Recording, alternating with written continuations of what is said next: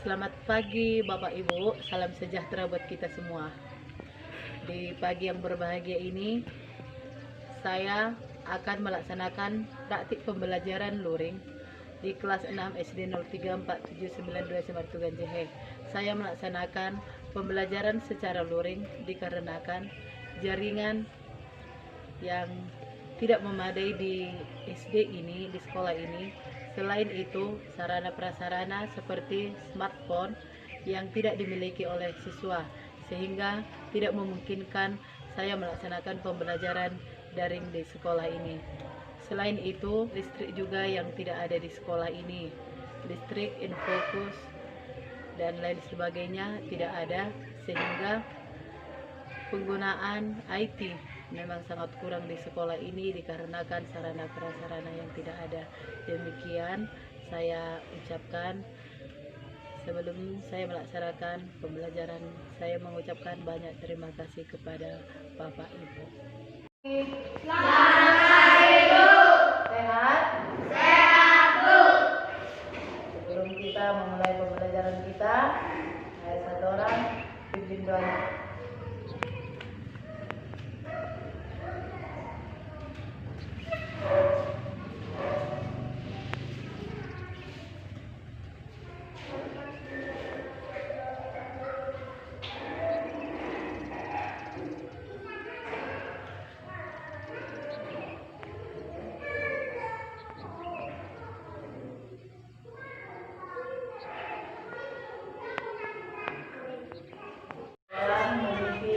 Lagu wajib nasional.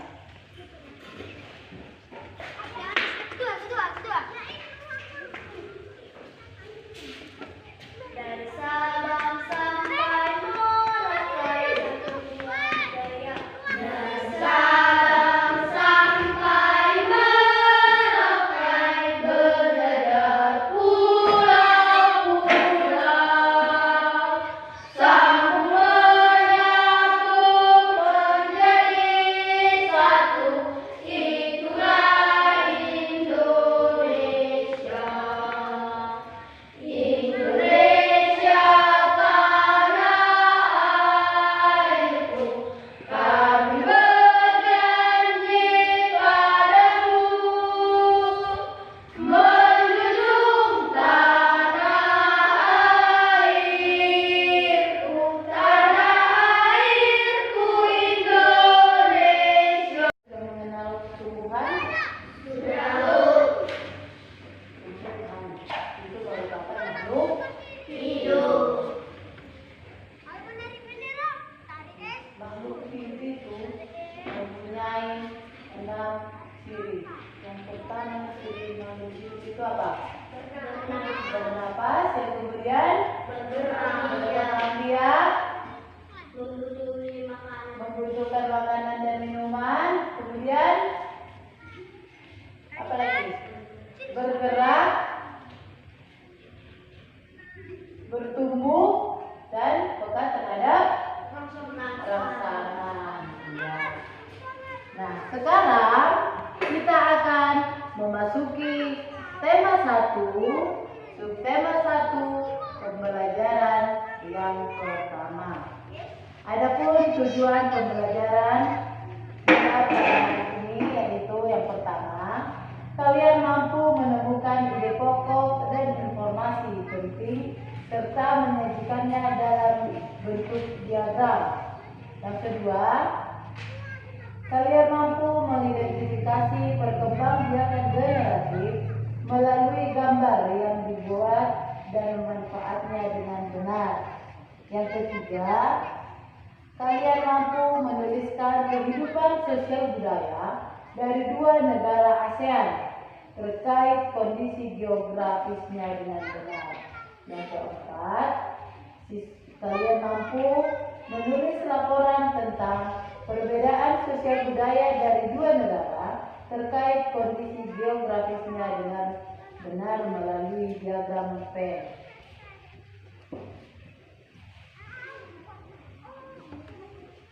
Baiklah, kita akan melanjutkan pembelajaran kita. Coba kita perhatikan tumbuhan yang ada di sekitar.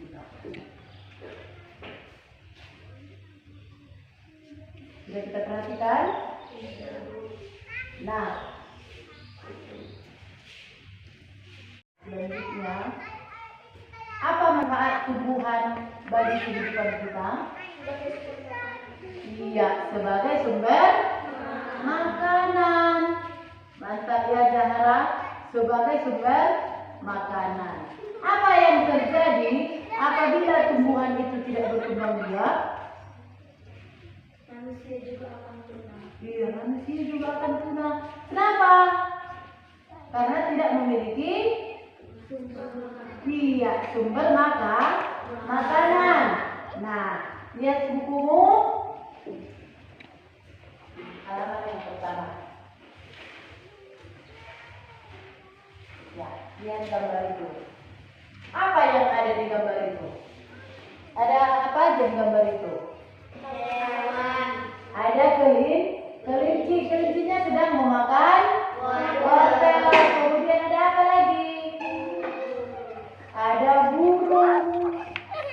Kemudian ada Ayam. Ada ayam. Ada sapi. Kemudian kerbau. Ada apa lagi? Manusia. Ada manusia. Ada seorang bapak yang sedang menyemprot tanaman. Kemudian ada seorang ibu yang sedang memanen wortel. Ya, ada pepohonan dan lain sebagainya. Nah, ternyata memang itu yang dikatakan sama kita tadi ya, sejarah. Tumbuhan dimanfaatkan oleh manusia dan hewan sebagai bahan makanan. Jadi, tumbuhan merupakan sumber kehidupan bagi semua makhluk hidup. Termasuk kita ya. Ayo membaca.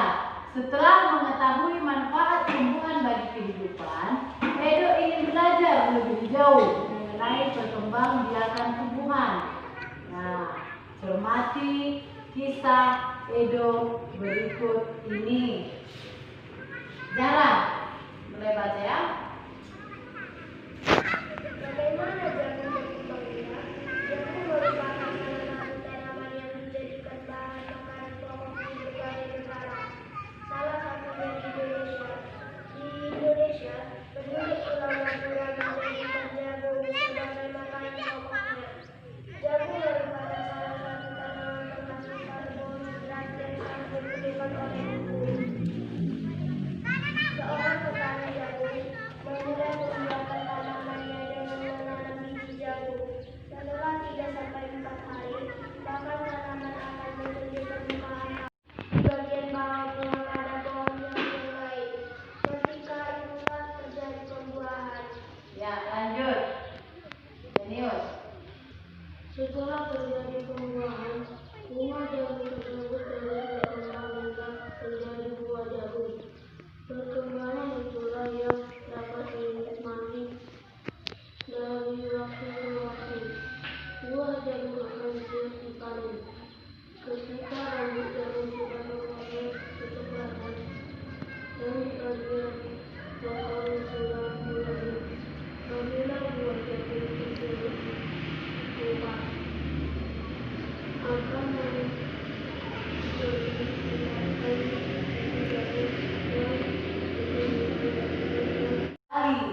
Ia menikmati tinggal di lingkungan yang berbeda. Edo juga senang memperoleh pengetahuan baru tentang tanaman jagung yang merupakan salah satu makanan kesukaannya. Nah, kemudian sekarang kita perhatikan ya. Kita perhatikan bacaan yang sudah dibaca kawan kita tadi. Tulislah ide pokok dan informasi penting dari teks berjudul Bagaimana Jagung Berkembang Biak. Kemudian kerjakan di dalam diagram ya. Kerjakan di dalam diagramnya. sudah ada di bukunya dan juga sudah ada di LKPD-nya. Kembangkan ide pokok dan informasi pada diagram menjadi sebuah tulisan. Kemudian serahkan tulisanmu kepada gurumu. Nah, kita lanjut ya. Ayo mengamati. Salah satu tumbuhan yang berkembang biak dengan bunga adalah tumbuhan jagung.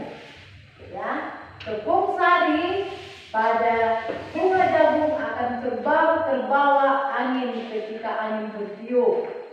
Tepung sari yang terbawa angin sebagian akan jatuh di kepala putik yang terletak di bagian bawah bunga pada pohon jagung yang lain.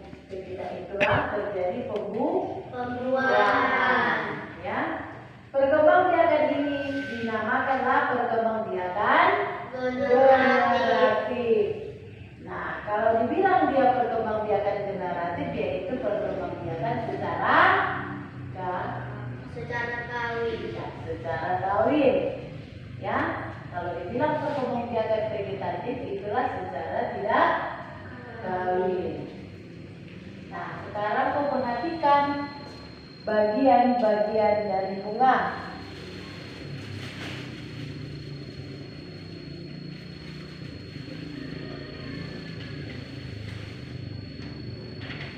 Ya, kau perhatikan bagian-bagian dari bunga. Nah, ini dia yang dinamakan dengan mahkota. Perhatikan ya, ada mahkota. Kemudian yang ini dinamakan kepala sari. Kemudian benang sari atau partai sari. Kemudian ada apa lagi? Kepala putih. Kemudian tangkai putih. Nah, di bagian bawah itu ada bakal biji. Kemudian ada tangkai bunga. Ada apa lagi? Dasar bunga dan kelopak. Ya, kelopak bunga. Nah, perkembangbiakan generatif pada tumbuhan diawali dengan penyerbukan, yaitu melekatnya atau jatuhnya serbuk sari ke kepala putih. Ya. Setelah terjadi penyerbukan, pada serbuk sari tumbuh bulu serbuk. Diulang, pada serbuk sari tumbuh bulu serbuk sari yang menuju ke ruang bakal biji. Kemudian serbuk sari akan masuk ke ruang bakal biji melalui bulu serbuk sari. Di dalam ruang bakal biji terjadi pembuahan, yaitu peleburan serbuk sari atau sel kelamin jantan dengan kepala putih atau sel kelamin betina. Itulah yang dinamakan perkawinan tadi, peleburan sel kelamin jantan dengan sel kelamin betina. Kemudian hasil dari pembuahan itu dinamakanlah dia sebagai zigot. Zigot berkembang biak menjadi lembaga. Lembaga berkembang menjadi bakal biji. Bakal biji berkembang menjadi biji dan bakal buah. Kemudian bakal buah berkembang menjadi daging buah. Lembaga yang berada di dalam biji merupakan calon tumbuhan baru. Tumbuhan yang berkembang biak dengan generatif antara lain itu apa? Padi. Apa lagi? Mangga. Apa lagi? Durian dan jambu. Nah, amatilah tumbuhan, amatilah lingkungan di sekitarmu. Temukan satu jenis tumbuhan yang sedang berbunga. Nah, ada tumbuhan di sekitarmu?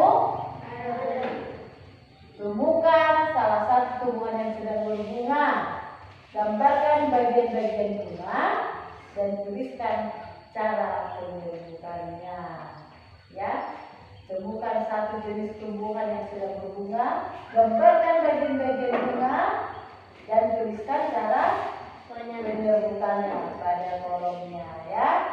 Nah, dalam KPD juga sudah disediakan ini nanti kita isi. Nah, bunga jenis penyerbukan. Yang pertama itu penyerbukan sendiri. Kenapa dia dikatakan penyerbukan sendiri? Karena serbuk sari pada satu bunga jatuh ke kepala putih pada bunga yang sama. Ketika serbuk sari pada satu bunga jatuh ke kepala putih bunga itu sendiri, dinamakan dia penyerbukan sendiri. Kemudian ada dia yang dinamakan penyerbukan tetangga. Kenapa dikatakan dia penyerbukan tetangga? Kita punya tetangga? Punya. Negara kita punya tetangga? Punya kan? Iya. Nah, penyerbukan tetangga. Kenapa dikatakan penyerbukan tetangga?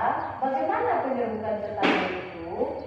Ketika kepala putih, ketika serbuk sari jatuh ke kepala putih bunga yang lain, tetapi masih dalam satu pohon, dinamakanlah itu penyerbukan tetangga. Kemudian ada dia namanya penyerbukan silang. Kenapa dikatakan dia penyerbukan silang? Serbuk sari pada satu bunga jatuh ke kepala putih bunga yang lain, pohon yang lain, tetapi masih satu jenis. Dinamakanlah dia penyerbukan silang. Dan yang terakhir ada dia penyerbukan bastar. Ya bagus, penyerbukan bastar. Kenapa dikatakan dia penyerbukan bastar? Ketika serbuk sari pada satu bunga jatuh ke kepala putih bunga yang lain, pohon yang lain, dan jenis yang lain, dinamakanlah dia penyerbukan bastar. Ya.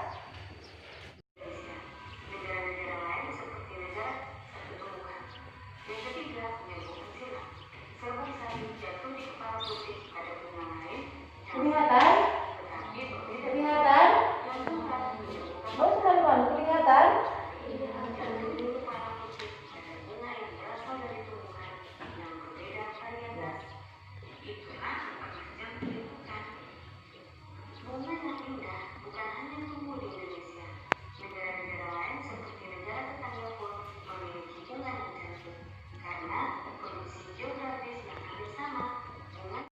Nah, bunga yang indah itu tidak hanya hidup di Indonesia.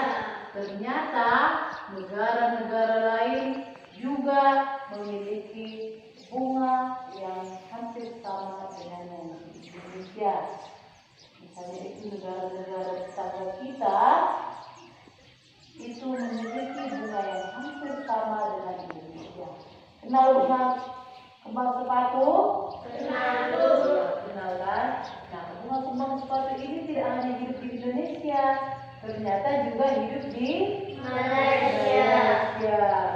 Nah, bunga ini digunakan sebagai pewarna. Selain kita lihat indah, ternyata bunga kembang sepatu ini juga digunakan sebagai pewarna. Di Malaysia, bunga kembang sepatu dinamakan bunga raya dan merupakan bunga nasional. Ya. Nah, perhatikan kemudian bunga Kamboja. Ada di bukumu ya, ada di bukunya, di buku siswa. Perhatikan bunga Kamboja itu. Nah, bunga ini sering kita lihat kalau kita nonton di televisi. Ini ada di mana? Di kota Bali, ya kan? Ternyata bunga Kamboja ini tidak hanya hidup di Bali, di Indonesia, ya, di negara lain juga kita temukan. Misalnya bunga Kamboja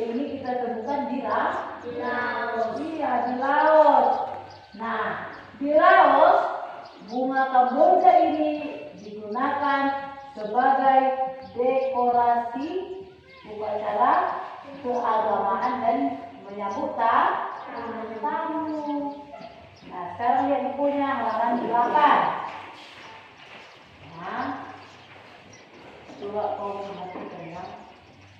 Malaysia, Laos, Indonesia itu hidup berdampingan. Kenapa dikatakan hidup berdampingan? Karena Malaysia, Indonesia, dan Laos ini hidup bertetangga. Jadi kita dekat kita ke negara Malaysia, kita dekat juga ke negara Laos.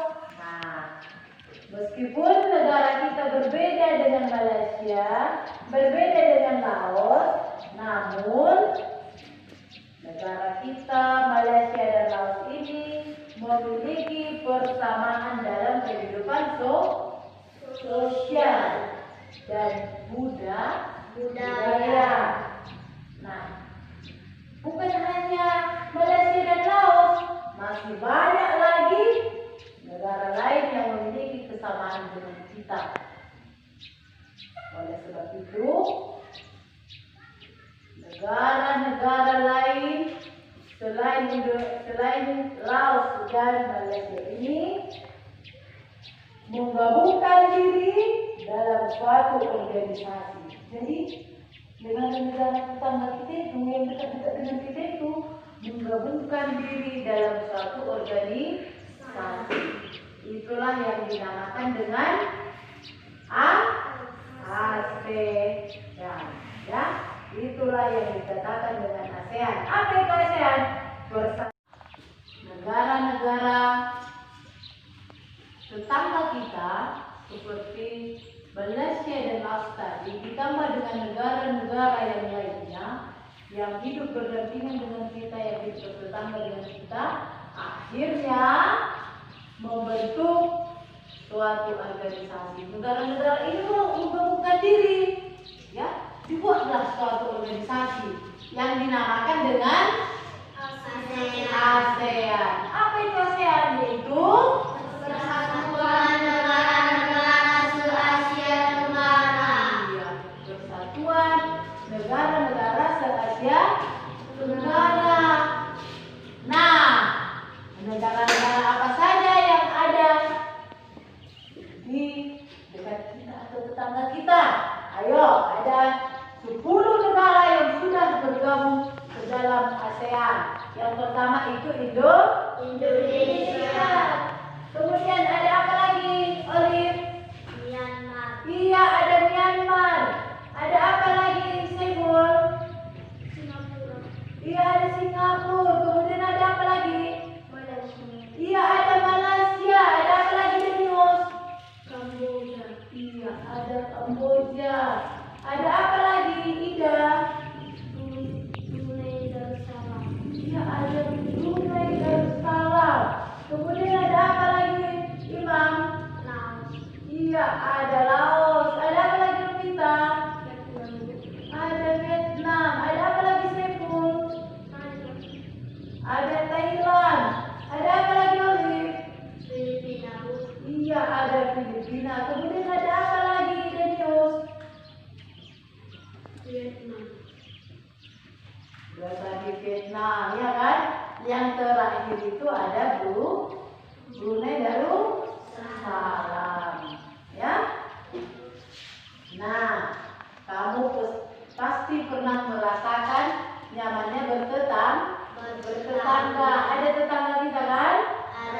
Ada. Kita pasti pernah merasakan nyamannya bertetangga. Hal ini terasa saat semua keluarga saling mendukung, ya kan?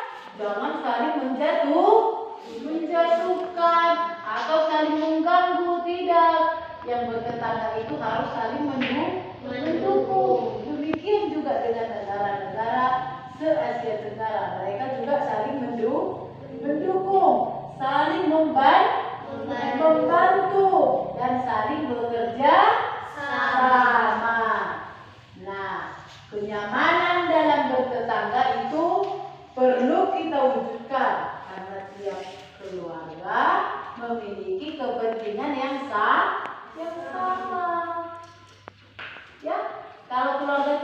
ingin nyaman, pasti tetangga kita juga inginnya nyaman. Nah, hal itu juga yang mendasari berdirinya ASEAN tadi. Apa itu ASEAN tadi? Apa itu ASEAN? Persatuan negara-negara se-Asia Tenggara. Iya, persatuan negara-negara se-Asia Tenggara. Nah, ASEAN adalah sebuah organisasi internasional yang beranggotakan negara-negara di kawasan Asia Tenggara. Negara-negara ini bersatu karena adanya persamaan letak geografis dan kemiripan budaya. Secara tradisional, orang Brunei tidak berjabat Medan. Patung ini terletak di batu kafes gua yang merupakan salah satu kuil Hindu di luar India yang paling populer yang disediakan untuk Dewa Murungga. Malaysia memiliki kota yang bernama Georgetown,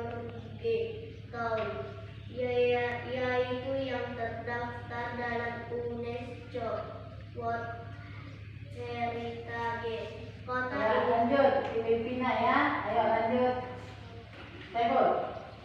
C. Filipina. Budaya Filipina merupakan hasil perpaduan antara budaya barat dan timur. Kehidupan Kamboja. Banyak candi di Kamboja terbuat dari batu. Dewa-dewa dari agama Hindu dan Buddha tergelincir pada tembok. Tari aksar dan membawa keberuntungan. Maka terkenal Kamboja adalah cahaya yang berarti tubuh sari. Iya. Lanjut. Myanmar. Tidak. Myanmar disebut sebagai negara seribu pagoda. Hal ini disebabkan karena sangat mudah menemukan kuil suci Buddha. Mayoritas penduduk Myanmar adalah keturunan Tibet. Bahasa yang digunakan adalah bahasa Burma. Iya. Jadi situ ya. Nah, bagaimana dengan kehidupan dan budaya Indonesia ya, dan budaya negara kita? Nah, diskusikanlah budaya dan kehidupan sosial masyarakat Indonesia dengan temanmu.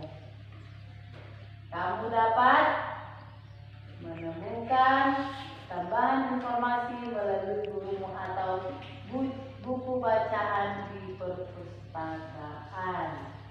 Ya, kondisi geografis Asia Tenggara itu yaitu letak geografis Asia Tenggara berada di antara 3 perairan, yaitu Samudra Hindia dan Teluk Benggala di bagian barat, kemudian Laut Cina Selatan di utara dan Samudra Pasifik di timur. Nah, wilayah Asia Tenggara dibagi menjadi 2 dataran, yaitu daratan berbentuk semenanjung. Wilayah yang berbentuk semenanjung adalah Myanmar, Thailand, Laos, Kamboja, Vietnam, dan wilayah Malaysia ya, dan wilayah Malaysia bagian barat. 2. Daratan berbentuk gugusan kepulauan. Wilayah yang berbentuk gugusan kepulauan adalah Filipina, Indonesia, wilayah Malaysia bagian timur, kemudian Singapura dan Brunei Darussalam. Ya. Nah, kita sudah mempelajari tentang keunikan negara ASEAN, mulai dari kondisi geografis, bunga, dan tingkat kebudayaannya. Nah, sekarang Carilah perbedaan dan persamaan karakteristik, ya, ada di bukunya ya. Di LKPD kita juga ada. Pilihlah dua negara ASEAN. Carilah perbedaan dan persamaan karakteristik dari kedua negara tersebut. Hanya dua aja ambil ya. Tadi ada berapa negara ASEAN? Ada 10, tapi ini ambil hanya dua saja. Carilah perbedaan dan persamaan karakteristik dari kedua negara tersebut, mulai dari tumbuhan yang hidup, khususnya bunga yang menjadi ciri khas negara dan kondisi sosial budaya mereka. Isilah pendapatku itu di dalam diagram pen yang sudah tersedia. Bisa? Bisa kan? Diisi juga di LKPD-nya.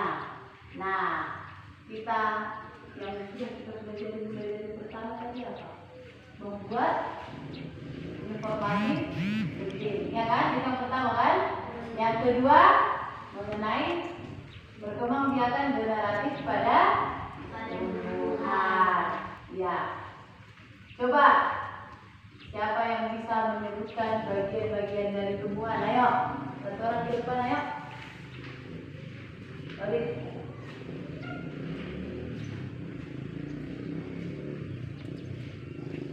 Ya, perhatikan kawannya ya. Jadi kawannya akan menyebutkan bagian-bagian dari tumbuhan. Ayo. Hai teman-teman, inilah bagian-bagian dari tumbuhan. Ini mahkota, ini kepala sari, ini benang sari, ini kepala putih, ini tangkai putih, bakal biji, tangkai bunga, ini dasar bunga, ini kelopak. Iya, ada kelopak. Bagus ya, tepuk tangan, kaki tepuk tangan. Nah, dilanjutkan lagi ya. Ya, ayo. Zahra.